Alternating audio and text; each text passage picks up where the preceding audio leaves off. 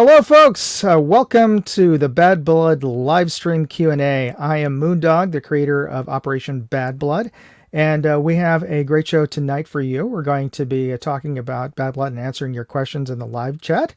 And we have our green room and bringing them on stage. We have our panelists here. We have my co-game manager, Ian, aka Sonic. Hey, Ian. So, how's it going? How are you doing? I'm doing great. How about you? Excellent, excellent. And why don't you introduce yourself to the folks out in the interwebs? I'm Ian. I am the senior producer here at NYC Airsoft, and I've been helping Moondog run Bad Blood for this will be my 11th year of being an attendee. I think my 8th or ninth is, helping to run the whole shebang. And I'll be your point of contact a lot of times out on the field, talking to everybody, making sure everybody's having a good time, being safe, following the rules, um, answering any questions that might come up during the game, because I know we've changed some stuff. For used to a specific type of gameplay, we're flipping it on its head a tiny bit, and it's going to get confusing. But that's what we're there for. Just ask us. You get confused with what we're trying to do. You get a little out of place. We'll stop you. We'll reset you and get you back on your way. Absolutely. We'll get back to that point that Ian made in a bit when we'll get with our next panelist, Mark Thomas. How are you, Archimedes? Doing good, real good. Had a wonderful Father's Day. Looking forward to seeing everybody here in 2 weeks.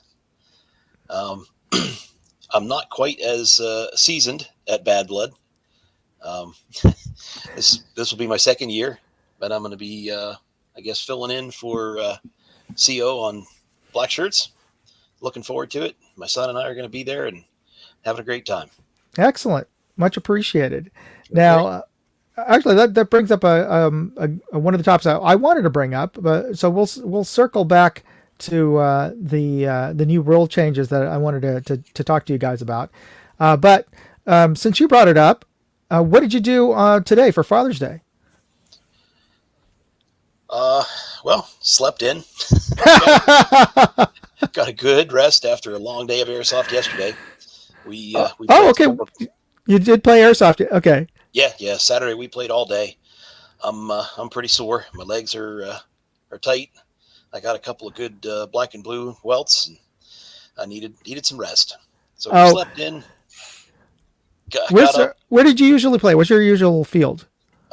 We have a field about 25 minutes away in Lingelstown, Pennsylvania, OXL, Outdoor Extreme Lingelstown.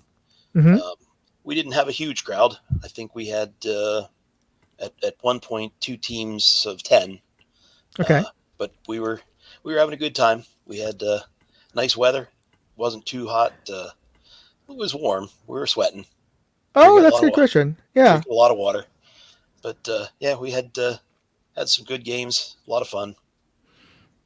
How's the weather been locally? Well, I guess it's a bit of a microclimate over at the Endless Mountains where we have the Operation Bad Blood. So it's not exactly 1-to-1 analogous to, but generally this summer, how's it been since I'm on the other coast?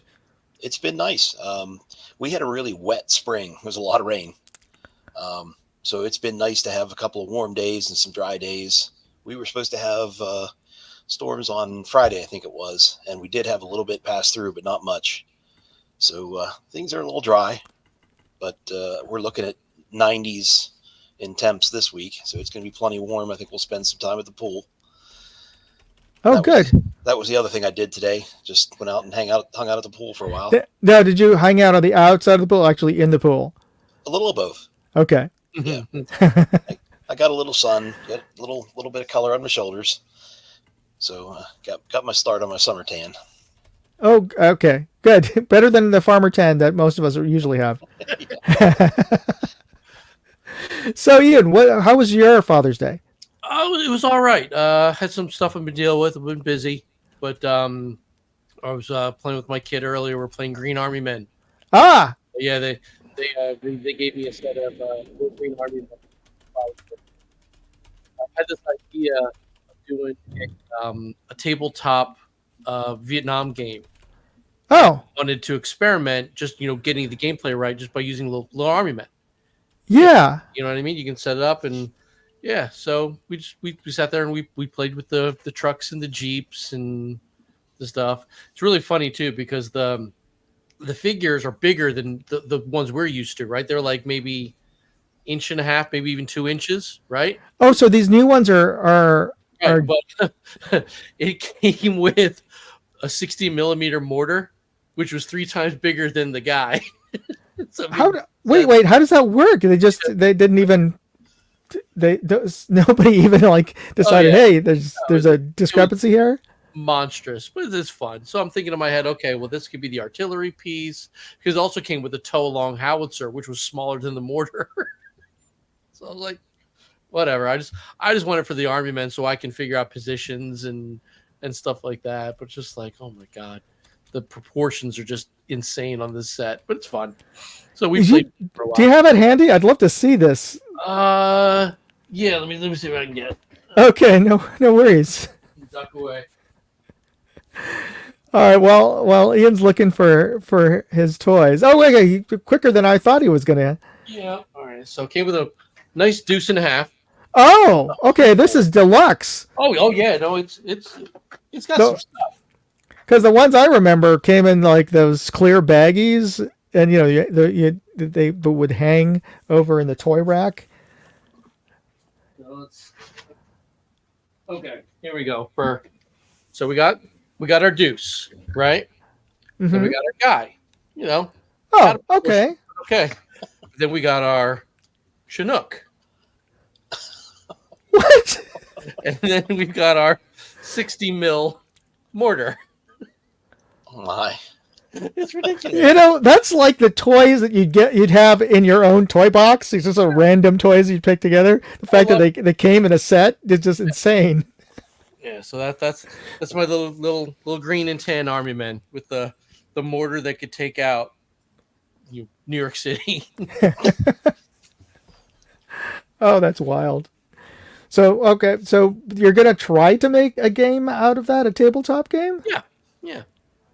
So I mean, these are just for for troop reference. It's not going to be to scale, but to see how to figure out the roles and the movement and stuff like that. So it'll be fun.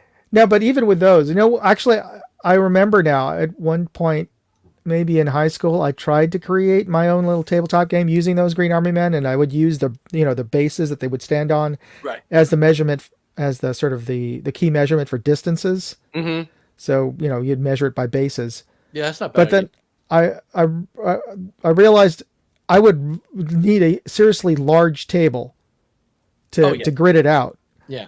So I think that's why I never ended up doing that. But well, you've seen the new thing is people are taking giant TVs and putting them horizontal, and as a table. Mm-hmm. Oh, and then you can do customizable maps and stuff like that. So you get a big old huge table, put a loose site cover on it that's gridded, and you can change it to any terrain you want. Well, that's pretty cool. Yeah. Where have you seen that? Are people doing that over in like cons or stuff? Yeah, I've just seen videos of it. Like a lot of D&D people. Well, not to say a lot, but I know D&D people are doing it. So, Mark, do you play any tabletop stuff? D&D? No, not really. We do some games, just the old family style games. I guess the closest thing that we've done. Trying to think of the name of it. Catan. Oh, that's a great game. Yeah, that's one we've had a lot of fun with. That's one of the questions I had is because you're a history teacher, right? Mm-hmm. So did you? Obviously, since you don't play a lot of tabletop games, you haven't introduced any sort of tabletop when in part of instructing about ancient history, great wars like the Peloponnesian War or the Well, Civil War, you guys could just go down the road to Gettysburg. Yeah.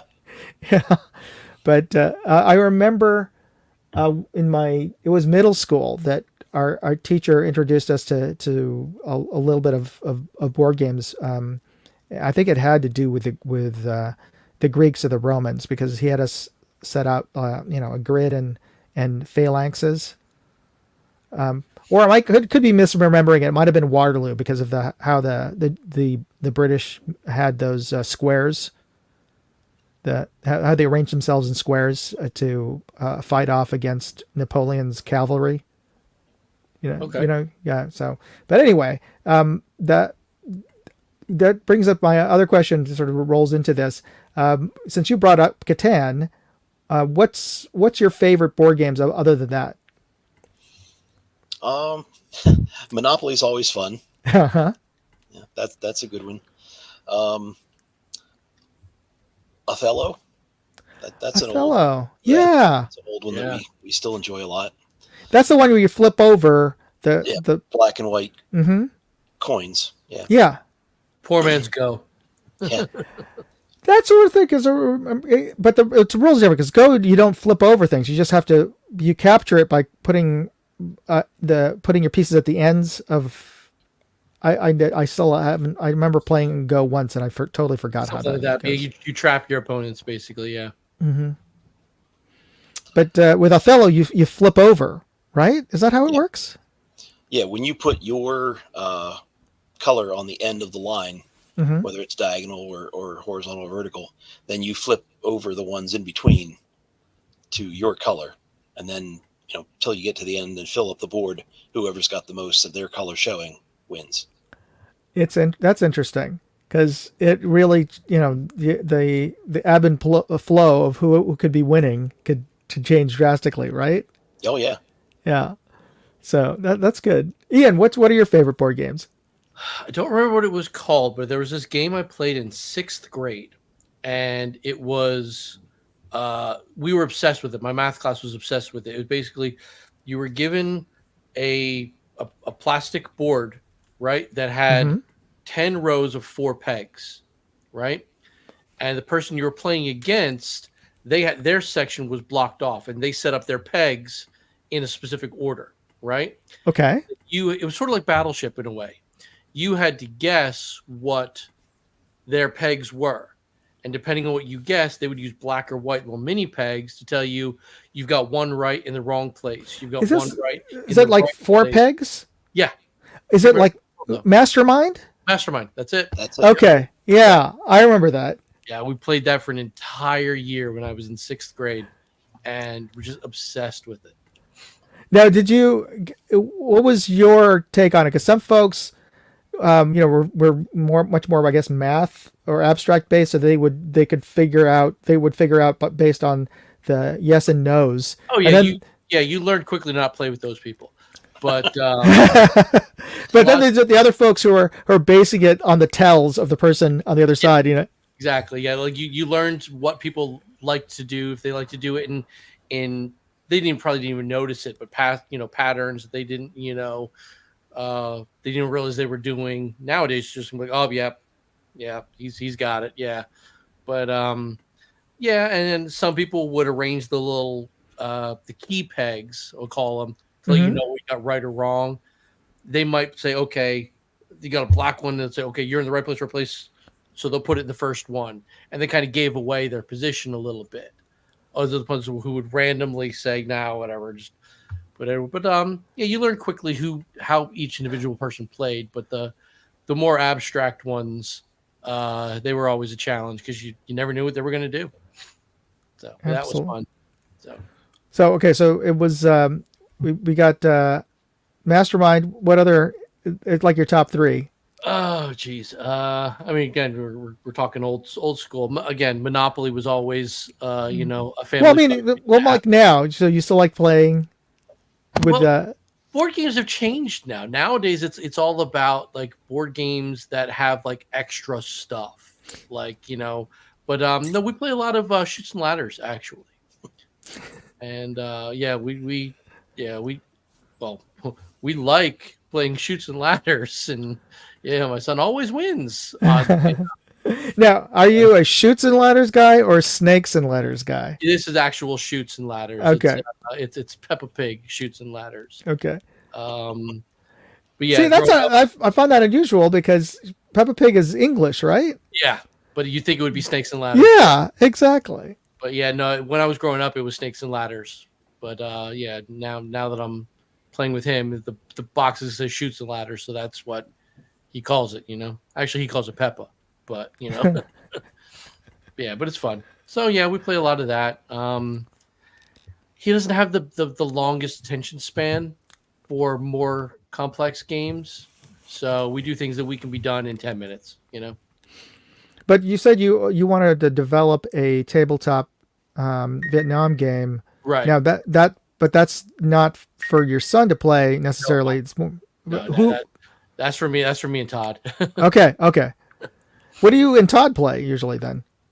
He's if he's listening, he's gonna kill me. He is a massive Warhammer nerd, and I'm talking massive Warhammer nerd.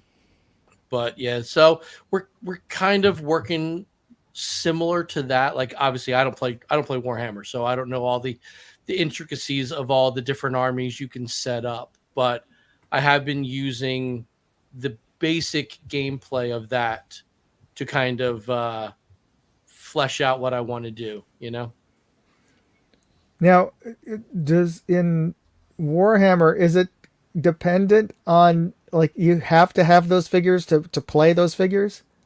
Okay, so there you go. They are hardcore about it. Don't they get expensive?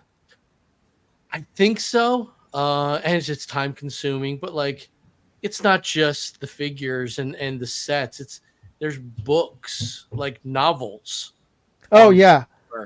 And it's just like I stopped watching Marvel because it got too complicated. I'm not going to play a game that I need to read books about. That's just too much. I can't do it.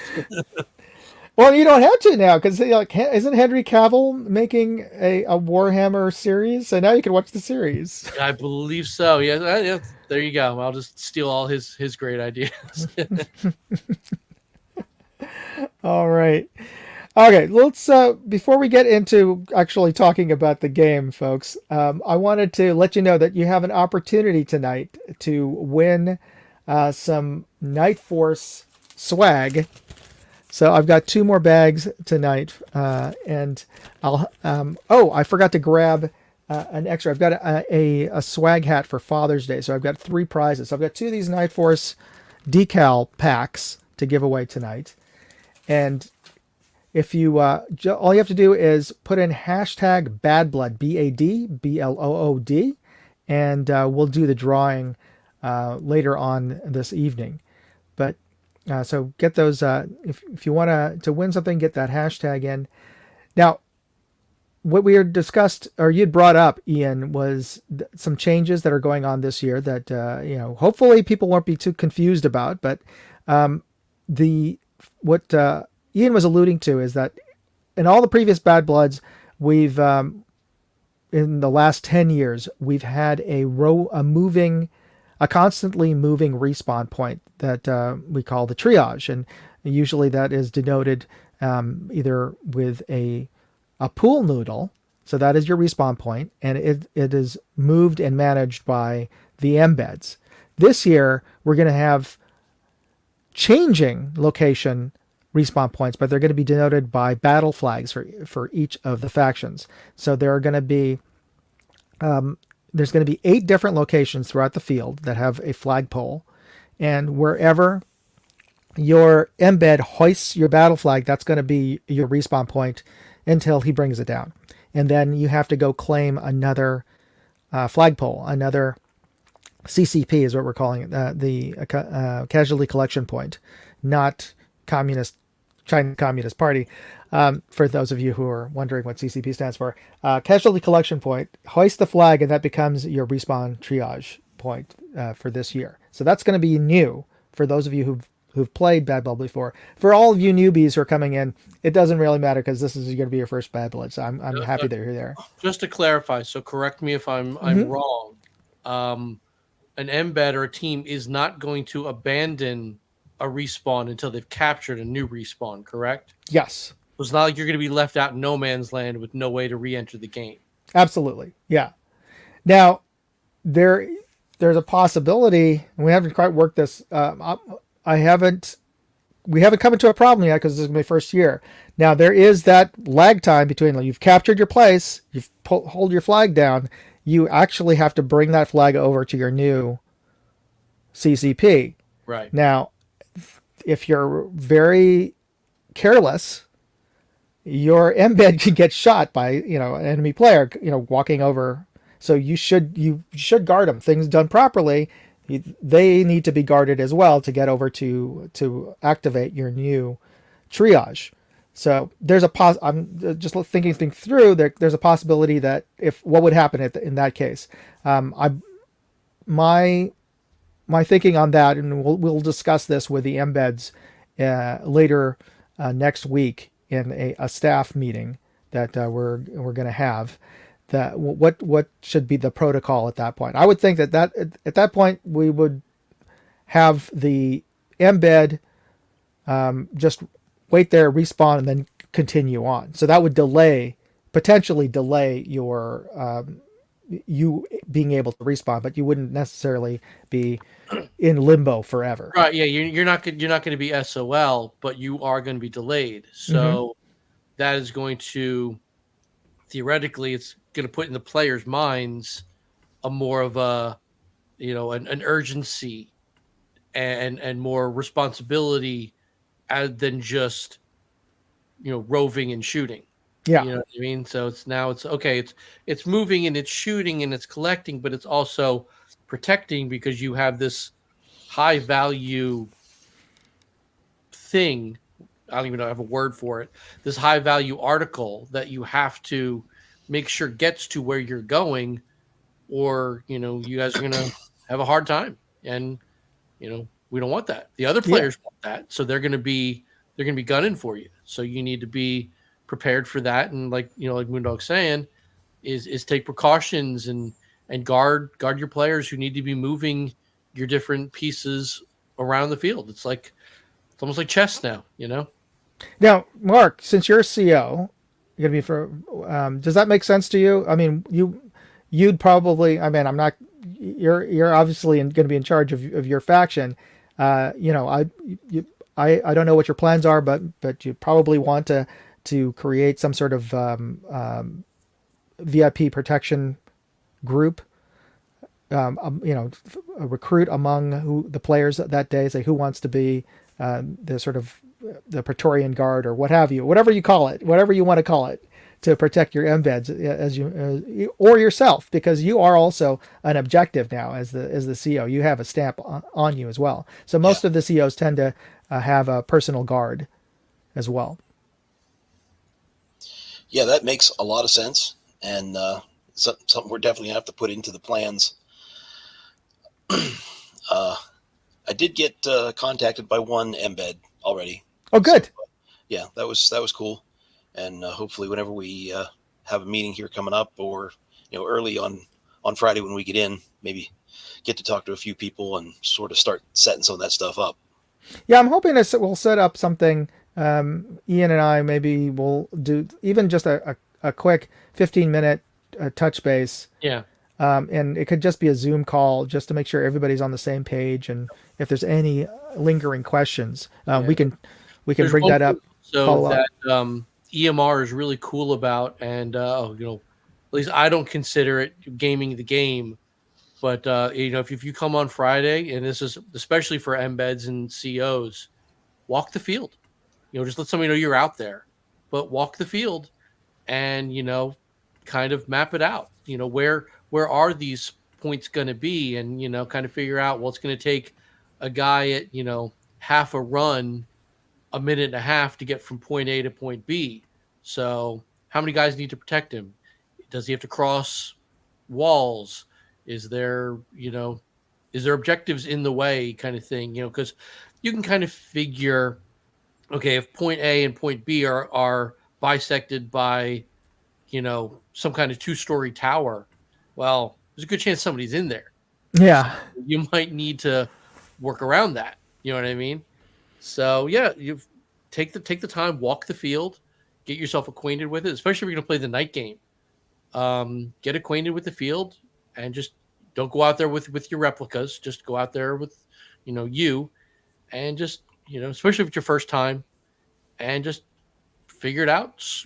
Scan it, take notes, whatever you feel you need to do, but just learn your terrain and try and plan on the fly.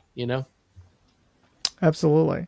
Now, Mark, since this is your first year as CEO, do you have any questions for us or thoughts about your role or how you'd like things going?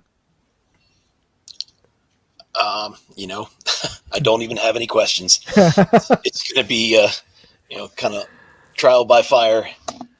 I'm just going to have to learn on the fly.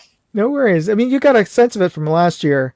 Yeah. Well, what were your thoughts on last year, or anything that sticks out in terms of how the gameplay went from your point of view?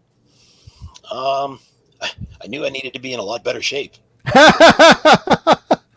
How so? There's quite a bit of movement, and although quite a bit, yes. Most of the field is flat or fairly level, we started off on that far valley. Were you black shirts last year? No, he was green. Oh, okay. Yeah, we went down into that valley and then had to fight our way back up that hill, and that was not a good start. It's brutal. Yeah. And anything else stand out from last year in terms of for tips for new players?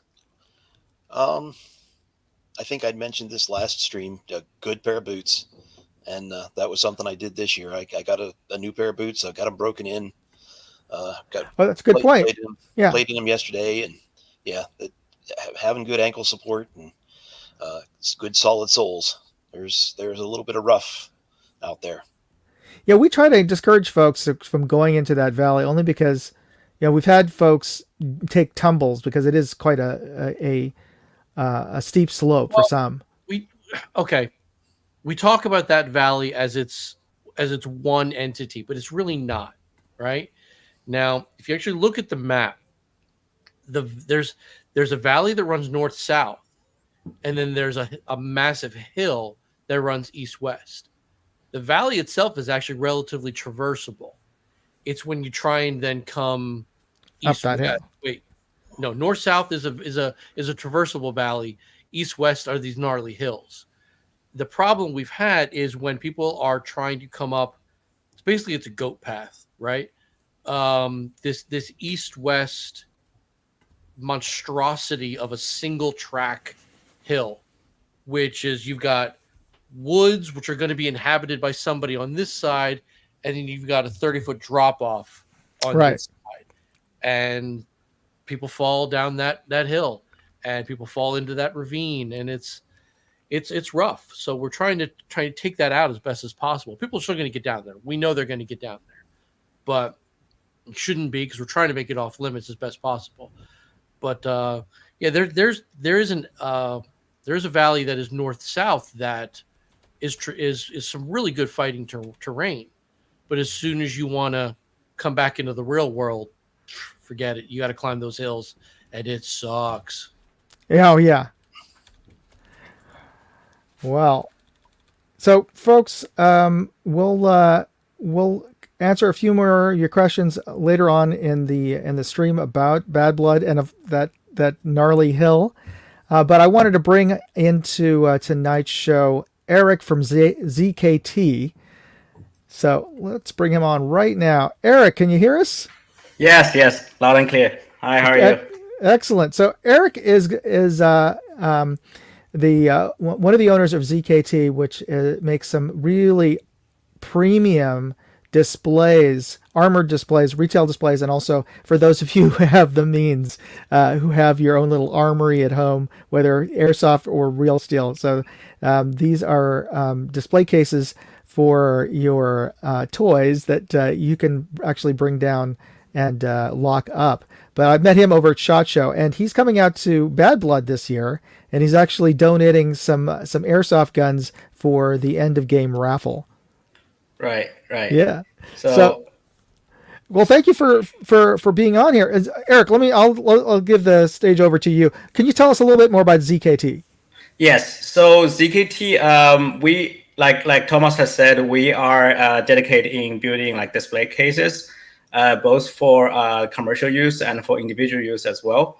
So for our main flagship product, we include these countertops built with bullet resistant glasses. These are to prevent the merchandise being from stolen. And it's not uncommon nowadays, unfortunately. And also we have those big commercial safe with like roll up doors. So during business hours, the store owners can simply open the gate, and then after it can be locked easily, and everything inside is safe. So there's no hustle, have to put everything to the inventory and stuff. These things are safe over there. And we also have some products for individual use. For example, I think for airsoft players, like particular would be this type, which Thomas has seen on the SHOT Show. I thought that was super cool. Yeah. So those are like actually gun safes, which build like ammo box. So these can fit like 2 pistols, either real steel or like airsoft. Like I feel like this is very ideal if you want to bring like that is so bad. Come on, that is so badass to bring to any airsoft field, especially CQB fields. You got your ammo box. That is that's a fingerprint biometric, right? Or no, this is a keyboard. Okay, still pretty damn cool. Yeah. I mean, it really it's not hard to have a fingerprint too. Like, so we listen to the market. Like, say if I bring and a lot of, that's the purpose. One of the purpose I wish to come to the event, because I want to interact with the potential user. If they think they want a fingerprint, it's easy. We can build it. Simply.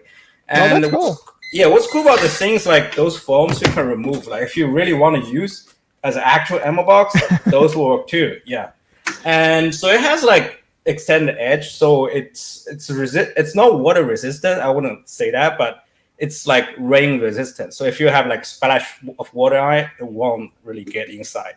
So yeah, and besides that, something new we have launched is remember in the safe we have those slate walls inside our safe. You ever seen those? And we are now sell this separately. If you just want to build like armory like room, so we'll sell these slate walls that which you can simply paint on your walls to hang your either real steel or your airsoft gun. Because we love this stuff. We want to show it to our friends. We just enjoy staying in a room. So we have something like this. So it's pretty versatile. It has different accessories. Like for example, if you want to hang your guns like horizontally, we have these hooks. And if you want to hang like vertically, so we have those. So if you imagine like you have one piece in the bottom. So because some guns, like for example, like bolt actions, they do look better when you hang them horizontally. Yeah, that's what those remind me of like guitar hangers. Yeah. I mean, if you want to use them in your garage, like for your tools, those will work fine as well. So yeah, like I said, it's pretty versatile. And I have also these long sticks. Like I use them for my vests, but you can use it for other parts, like stuff like that. And I will show the edge of these. Like they can be easily stacked together. So like I don't know if you can see. What's it made out of? It's PVC. Oh, okay, plastic. So not super heavy then. That's okay. Yeah, it's not super heavy. Like you can see, I can lift it easily. Mm-hmm. Like, and also it's pretty strong. Like it's pretty strong material, because I've had my own like actual bulletproof vest. Like, there's no issue to it. Yeah. So yeah, and I mean that's pretty much what's going on now. But I just want to show people a little. I have these as gift. I'm not gonna show what actually inside. Oh yeah, because you can't. Well, on YouTube, they won't let you to handle anything that looks like a gun on YouTube. Right. Yeah. Oh, so I want to shoot this. yeah.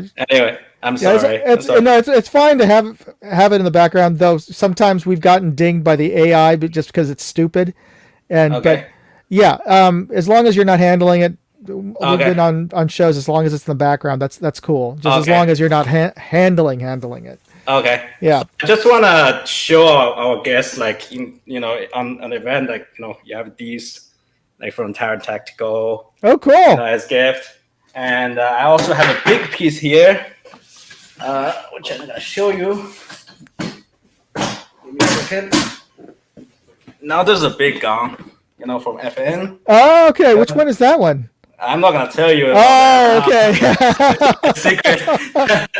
But yeah, so we have these. We reserve these for the raffle ticket. That's something we plan to do. But we do wish to, maybe for people to sign up, for give us their email so we can update them about the newly product and stuff like that. Because we've been working on building our websites and and Amazon sites as well. So yeah, that's great. And, folks, what's great about it, from my from what I know of Eric and having talked to him at SHOT Show and since, they really want to get feedback and ideas. So if you come over to their table, check out their stuff, and if you have ideas about how to improve it, they're gonna take that and actually build prototypes and make their stuff better. But they really want to get your input. So I think that's really great. Yeah, like for example, for these parts here, what I show you is a generation 1, but we are already manufacturing a generation 2, which will hold better on this. Oh. Unfortunately, for now, and for the event, I can only bring the older ones.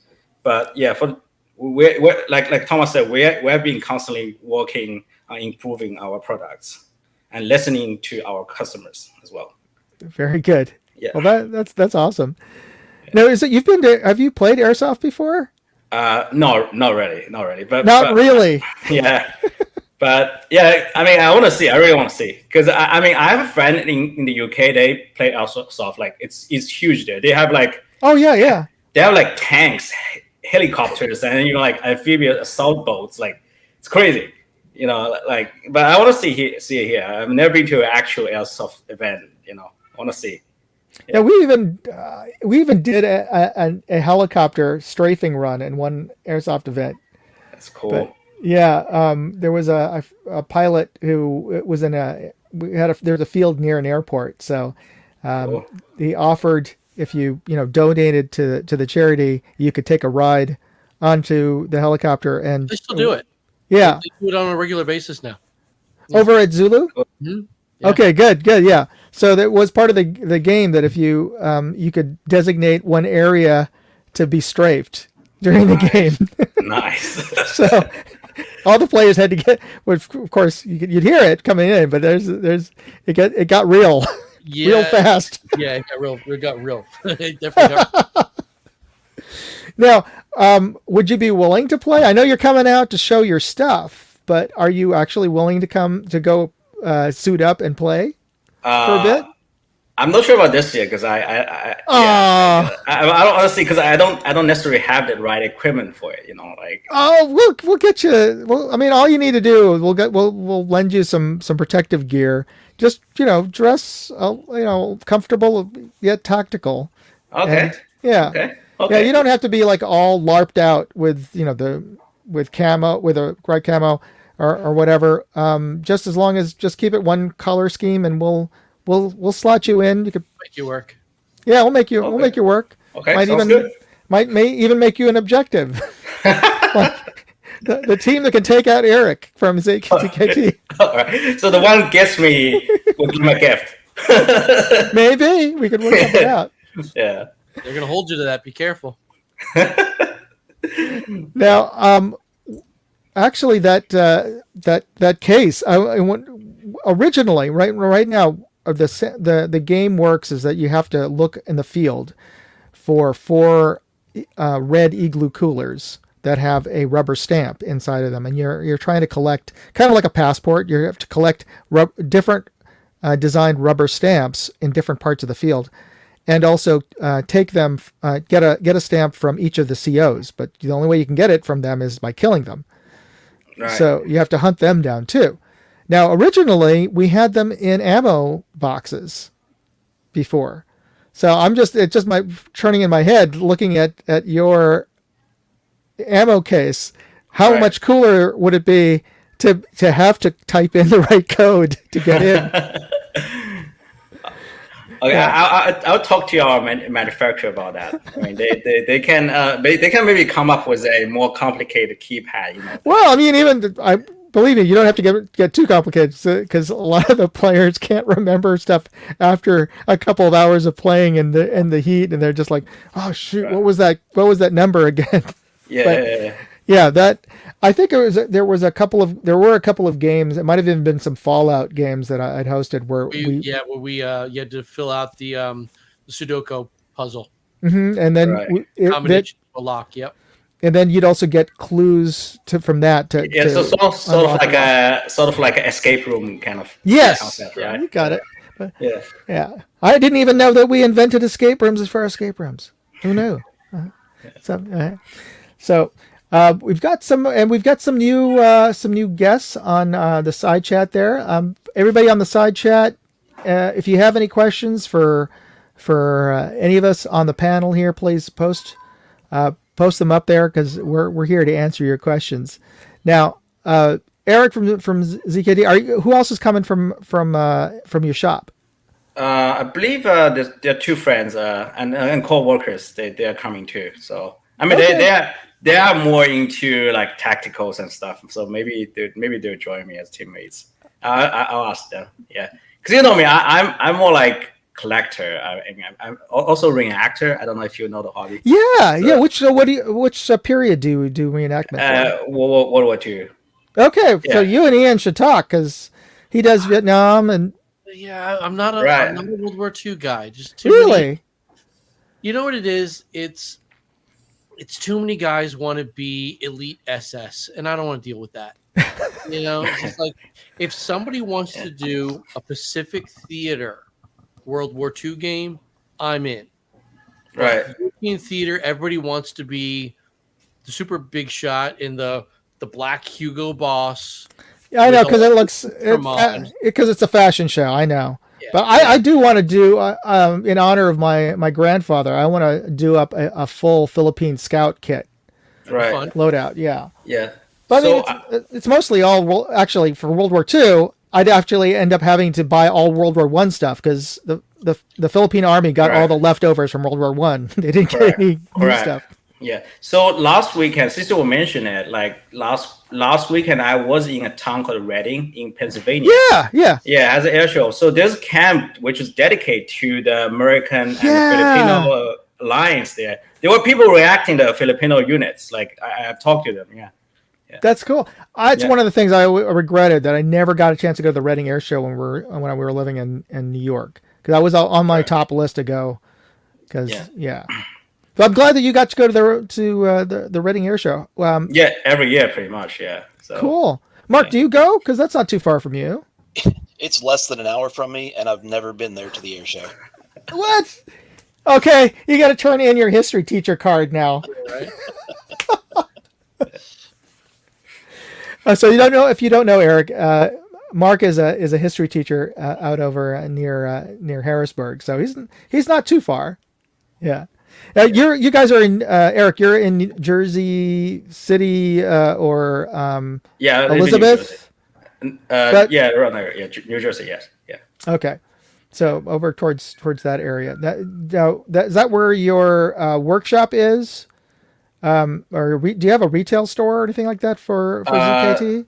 No, right now. But yeah, so our main manufacturer is in China, and warehouse is actually in California. So yeah, we don't really have a storefront because previously the focus has been on like more commercial use. So it's more like yeah. So you said your warehouse is in California, like Torrance or like north closer to the harbor. Yeah, in the LA area. Yeah. Okay. Yeah. Well, if you're ever out there, it's not too far for me to get. Well, too far. Like a 7-hour drive is not too far, but yeah, a lot closer than a 7-hour flight, which I would usually have to take to go visit New Jersey. So okay, We actually have a question from Royal Zarek. Let me post this. Let me show this question here. What's the role of tribal again? Last year was my first blood event, and I think I know who Royal Zarek Yeah. is from his post. So usually for the tribals, they are the spoiler, the op four in sort of typical Milsim parlance. They would be the opposing force, op four. In this case, they run autonomously, but under the semi-direction of Ian and myself. Less so now. We now have a dedicated CO, but it used to be we would direct them specifically. But your role as a tribal is to be a spoiler for all the other factions, where all the other factions are traversing the field looking for the objectives. Your job is to make it hell for them. At all times, so that they're not just taking a nice leisurely stroll. They're constantly getting attacked. Ginger Bear, as the tribal CO, he's going to divvy up people as he sees fit. So some of the tribals are going to be stationed on or near the actual samples, defending the samples, and then he's also going to have squads of roaming tribals who are just out there to just bother people. Mm-hmm. And just make their day miserable. So maybe you'll get lucky and you'll be one of those, roving bandits kind of thing, or you'll be posted up in the woods in the shade all day long, defending a sample somewhere. But yeah, it's really up to the discretion of what Ginger Bear wants to do. But yeah, tribals are think of it storyline wise, you are like the indigenous people of the region protecting your area. So you want to keep these warring factions away from your resources. So think of it like that, where you don't care who they are, you just don't want them there. So your job is to keep them away, and stack bodies basically. Yeah. Well, traditionally, historically, and you could fill in a little more detail here, Mark. But whenever people are living in their lives in their town and not getting involved with the grand politics of whatever country you're in, and there's a civil war going on, when there is an army that's coming in, one of two things is going to happen. One is that army is hungry and is looking for stuff, looking at your wives and daughters and any food that they can take from to supply themselves. But also the other flip side is, if they're there's a high chance whoever is their enemy might be coming over there. So not only are you getting harassed by this warlord or this faction that you may or may not be aligned with, or you don't even care, you just want to live your life, but these armies are coming into your lives, your town, your homes, your community, and you really don't want them there. So as Ian said, your role is the militia, who are typically put together by the folks in that town or that village or that region, to try to just move along. Don't be around here. We don't want you here. So that's your role as tribals out there. And this year, as we mentioned earlier in the show, we're going to have casualty collection points, which are the flagpoles. So those are also other places the tribals will often be asked to protect, or at least to defend, or make it harder for the factions to take over those flagpoles and turn them into their respawn points. So hopefully you'll be talking to Ginger Bear and getting an idea of what you'd prefer to do. So to be honest, when I designed the tribals, I was playing tribals for a while, and I actually liked it because even back then I thought of myself as an old guy. I didn't want to run around so much. I much preferred defending the sample. So I got to stay where I was. I got to know the area. I got to know where the good defensive points were, and I set up little ambushes because I knew the area. So I actually preferred that role. Yeah, it's fun. Yeah. All right. And Eric, we might actually ask you to come in as a tribal. So if you have do you have a Hawaiian shirt somewhere in your closet? Not really. Okay. Do you have a buttoned up, just a regular civilian button up shirt? Like, not like a suit shirt, but I mean, like a casual shirt, maybe something in plaid or stripe or something like that. Yeah, I mean, indeed, Okay. Yeah, something that you don't mind getting, a little dirty or maybe scratched up a bit. That's good. As long as it's not red Yeah. or orange, because Okay. those are or yellow or bright, just straight up yellow, because yellow's the sort of the referee color for the game, Okay. and red is the color for to signal that you're dead and not a live player, and they shouldn't shoot at you. Okay. So that's why we don't want to confuse people with those colors, But any other color, if you're wearing a blue shirt, that's fine. Right. If so, tribals are actually, their uniform is civilian. Okay. Yeah. Okay. Cool. It's fun, yeah.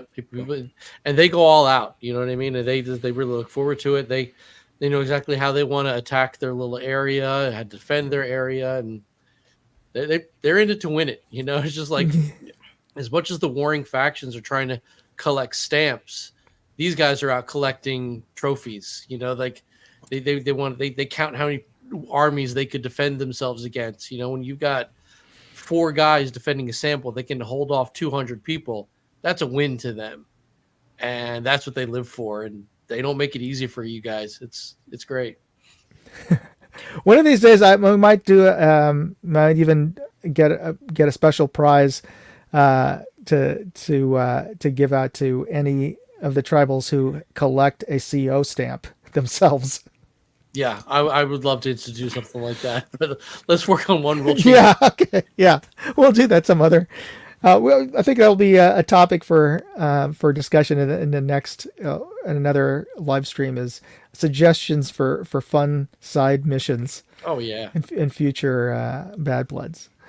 All right, so folks, if you haven't already, get in your hashtag. So you just type in the chat hashtag Bad Blood, BADBLOOD, and you'll be automatically entered to win one of tonight's prizes. And you know what? I'm going to go grab. I forgot to grab that hat, so I'm going to go off screen for a minute. But I want to throw out a sort of a round robin question for you guys, so that what's in your pocket? What's your EDC? All right, so Ian, do you want to start off? And I'll be right back. Follow what you're saying. What do you mean? Oh, do you? Most folks have like gear that they usually carry every day, or everyday carry. Oh, okay, sure. Yeah. So, and you can even show what you usually carry. I'll be right back. Day to day, just a phone, really, because I live in New York City, so I need to be able to get on the bus or get on the train. You know what I mean? So to me, it's just something I can get around with. When it comes to games, okay. Eric, like you, I do period airsoft. So I focus on the Vietnam conflict, and God, the stuff I have in some of my kit, I've got wire saws and pen light flashlights, and I'm carrying too much stuff for an actual game. It's ridiculous, but I weighed it one time. My belt and suspenders weighs more than most people's real steel flak vest, plate carriers. I'm carrying 20 pounds of gear, and it's all airsoft stuff because it's all period legit Vietnam crap. Yeah. It weighs a ton. I've got all kinds of stupid. I stuff. forgot how much is that? How much is the Alice pack, including the frame, empty? Well, Alice is after Vietnam. Oh, is it? I'm sorry, I thought it was. No, it's okay. If you want to talk frame packs, that's a Liam question. My group primarily focuses on the Marine Corps, and they didn't use the frame packs like that. But that being said, what's called an Arvin pack is perfect for airsoft. To be honest with you, it's a smaller pack with 2 gigantic outer pockets and that does have an integrated steel frame. Empty, that thing probably weighs 10 pounds. That's not bad. I thought it was gonna be worse than that. That's why I put stuff into it. It's still not. It's not light, but yeah. hanging canteens off of it. Yeah, you can easily get 25, 30 pounds on that thing. Plus with the actual belt suspenders and all your, your metal magazines. Yeah, I'm probably carrying 60 pounds of gear in a game easily. Okay, And that's that not is that's not to mention the 3-pound steel helmet. yeah. So folks, don't carry that much stuff to Bad Blood. Yeah, don't be me. Yeah. Like I can totally relate with my reactive in the hobby because we just end up carrying too much unnecessary stuff like backpack and these World War II stuff are like light. Also, like sometimes the real guns, these like old guns, they're made from wood, they're heavy, Yeah. or even like Oh, yeah. replica like this, they're still heavy. Yeah, because they try to make it, close to the actual weight with fully loaded. So yeah, it is. Heavy. Yeah. And also, like I can show a picture. I don't know if you can see it. Like that was last weekend. I was carrying the actual SCR 300 radio. Like, oh yeah. yeah. Imagine marching with this under summer heat. Like We use those too. Yeah. We Yeah. use the PRC 77s. Yeah. Yeah. They're heavy. Yeah. So Like, Mark, we just want to make a great impression. I just want people to Yeah, yeah. this immersive feeling. Yeah. Mark, did you get a chance to answer? No, yet. What's in my pocket? What is okay? Which one's that one? Just a little out the front. It's not any brand name, but always a pocket knife. There's always something in there. If I'm out and about, if I did a pocket dump, there's going to be a pocket knife. There's probably going to be a speed loader, an extra magazine, whatever I happen to be carrying that day as just an extra reload. Of course, my wallet, my phone. Try to keep a couple of coins, for whatever you might need. But yeah, that's the regular, and keys. Jeez, yeah. Keys with a little bit of pepper spray canister attached. That's oh yeah, because I forgot New York City. Unless you're protesting something, Yeah. yeah, then it's okay. But anyway, I guess it's my turn, right? So I'm back. So I usually carry a flashlight, and part of it is work related now since I do reviews. So this one is the new Arkfeld from Olight, and this is their new Pro model, which has both the standard flashlight, and it has a green laser, and this one lets you do green laser and flashlight at the same time, and it has UV. Oh. So yeah, so for you retailers who want to check those $100 bills, it's useful. And for tool, right now I'm carrying the 511. This is the Braddock. It is their new knife. Actually, they debuted it over at SHOT Show this year, or just before SHOT Show. So this is their. I believe this is the 3.5 inch version one, and they have a slightly smaller one. So this has been serving me well so far. The notable thing is that the clip is the same color as the body, which is, I thought that's a nice little touch. It also keeps, because it's not a black clip, and depending on what you're wearing, it keeps it a lot more low profiles, and it doesn't print too badly when I'm having it in my back pocket. So that's good.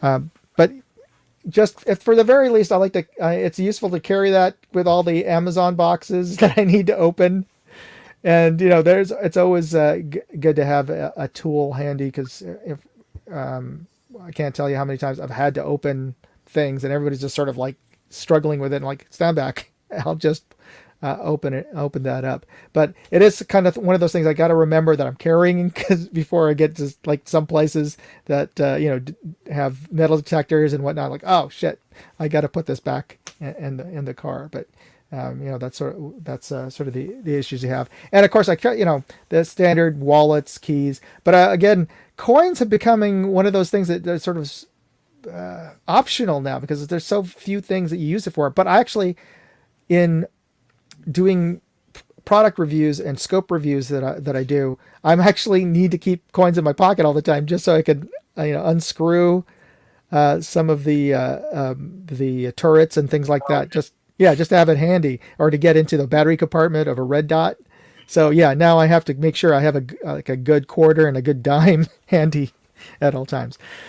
All right, so folks, I got a special. We're going to do the prizes now, and I've got a special Father's Day prize in honor of Eric. I was going to keep this, but since you're here, I'm going to give this away. This is one of ZKT Group's cool T-shirts. So this is going to go to one of our viewers in the chat. So make sure you have your hashtags in, and we're going to get started with that giveaway. We're going to start with the Night Force decal pack.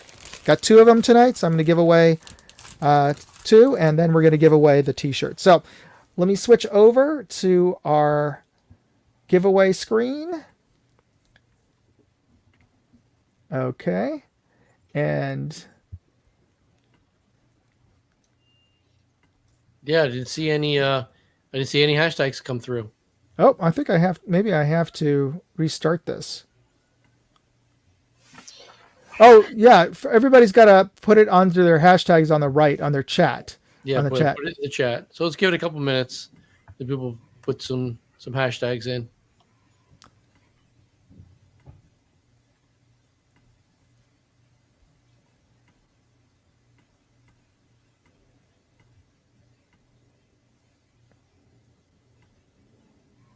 Actually, there we go.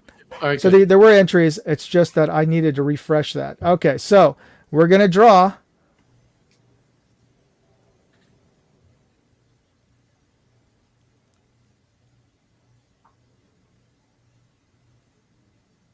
Keith Gregory, you are a winner of the Night Force pack. All right, we're going to do our second winner. Let me just make a note of that. So Keith Gregory. So Keith, send me an email. You could send it over at you go to moondogindustries.com/contest, and let me just actually put that on screen now, and you should be able to get on the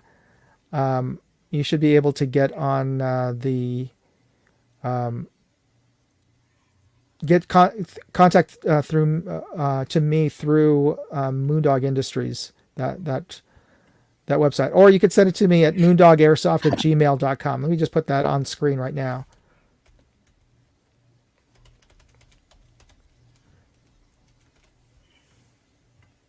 And Keith, actually, I think all of you guys are going to be over at Bad Blood. So what I'll do is I'll give it to you. I'll make a note that you won, and I will give it to you. Come see me at the registration. And if I'm not right there, just ask for me, and we'll get you your prizes. So Keith Gregory. But send me that email, and what I'll do is just make sure that I do have your contact information. For whatever reason that we don't meet up at Bad Blood, I can still get this over to you. All right, so let's do our next draw.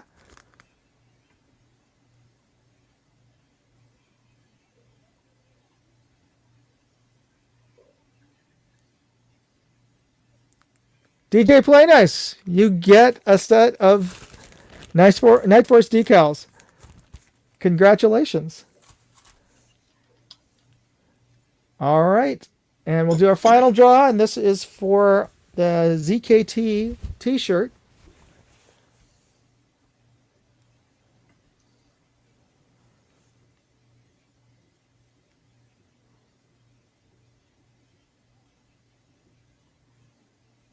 Okay, I don't count. I'm going to draw again.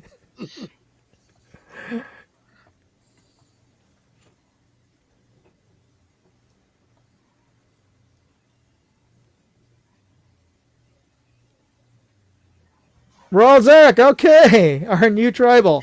So congratulations. Hopefully you are a extra large. But if maybe if you aren't an extra large, please get a hold of me, and I'll talk to Eric. Maybe he might have a size. I don't know if he does or not. So don't be fooled by the size, because we source that from China, so that's like XL by China standard. So this is more or less like a large-ish. Oh, okay. So yeah. So hopefully, Royal Zurich. I mean, just make a note of that you won. Wow, That's great. Good stuff. So Royal, get a hold of me through I know either that my email or through Facebook. I saw that post you did, and we'll get you. If you can't fit a large, and then just get a hold of me, and I'll hopefully get a hold of Eric, and we'll do a swap out for a larger size if you need to. Yeah, I'll see what I can do. Yeah, or a smaller size, or perhaps if you have it. I don't know. Yeah. Maybe I don't know. I will see. I have to check. Yeah, I have to check. Yeah. If you're a more svelte sized guy, then sleep shirt. There you go. So, all right. Well, I want to thank. We're going to wrap it up for tonight. I want to tell everybody that definitely check back again next week, because we are going to be having our next live stream Q&A again on Sunday night, same time, from 9 until 10 p.m. Eastern Standard Time. And if you have any questions, please post them up in the Bad Blood series Facebook group, or get a hold of Ian and myself through you can right now. On the next week's live stream, I'm going to be giving away a spotting scope, a legit spotting scope. I have it right here. I'm giving away an Athlon Talos. I'm going to pause you just for a second. Yeah? Eric, yes, still email Moondog, so we know exactly who's getting what. So, yeah, please still email us in. Go ahead. Yeah. So this is I forget if it's a 20 to 60. Yeah, it's a 20 to 60 spotting scope, and I have to say this is one of the lightest and sharpest for its weight class. One of the sharpest scopes that otherwise to get anything that is as sharp or sharper than this, you're going to have to drop. I'm guessing like 1,500, like a grand and a half to get anything better than this that I've tested so far. So this is being given away by OSS, and we're going to do the drawing next week. So enter the contest. I've got the URL there. All you have to do is subscribe to Moondog Go and upload a screenshot, and you'll be eligible, entered to win the drawing that we're going to have next week. So tune in at the end of next week's live stream. We're going to be giving that away. And I want to thank all the guests. I want to thank Mark Thomas, CEO of Black Shirts this year, and I want to thank Eric from ZKT for joining us tonight and showing us your cool display cases. Now, and are you going to bring one of those? The pack walls. Yeah. What are you gonna? That's going to be like I don't know. Do you have that's going to take a lot of room? Are you just going to bring the smaller things? Yeah, I'll bring this. So what I plan to do is these they have the stands for target shooting. Mm-hmm. I plan to put 2 wood stick, and maybe I can drill them on the wood stick so they can stand. So just people to see, I'm probably gonna put my price on there so people okay. Can see what yeah. Yes. So folks, come out for Bad Blood. You can ZKT is donating some prizes, so there's another reason, and you get to see some of their new their really cool gun pistol safes and gear, and maybe some prototypes. Who knows? So we'll see some cool gadgets. Well, thank you again for joining us tonight, and thanks everybody for tuning in, and congratulations to the winners. Happy Father's Day. Yeah. All right, everybody. Thanks for joining us. Have a good night. Thank you. Have a good night. Thank you.